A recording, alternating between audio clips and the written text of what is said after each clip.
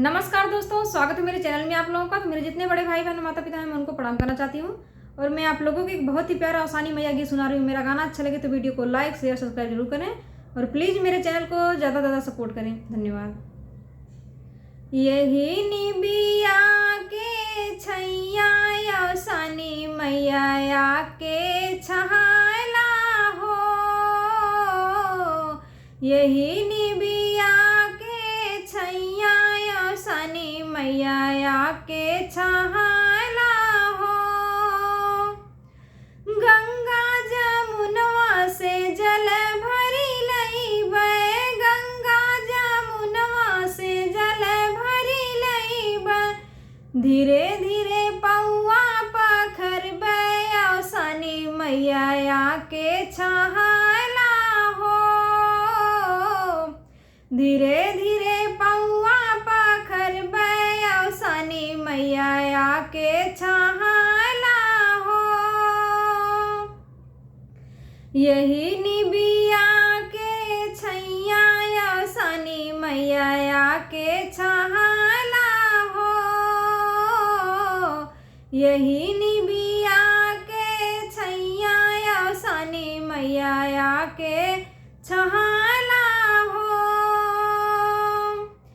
लड्डू और पेड़ा के भोग लगैबै, लड्डू और पेड़ा के भोग लगैबै, धीरे धीरे भोगवा खियैबै आसानी मैया के छहाला हो,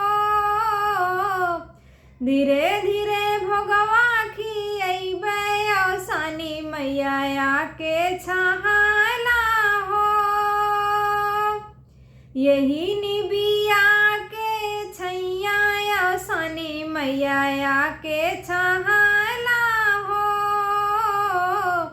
यही निबिया के छैया आसानी मैया के छहाला हो।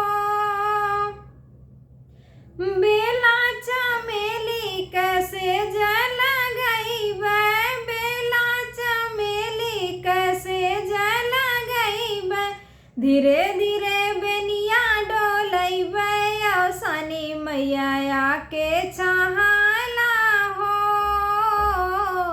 यही निबिया के छैया आसानी मैया के छहाला हो।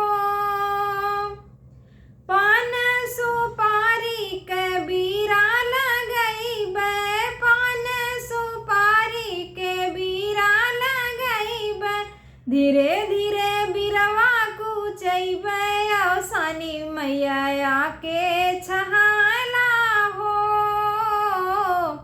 धीरे धीरे बीरवा कुचैबै आसानी मैया के छहाला हो। यही निबिया के छैया आसानी मैया के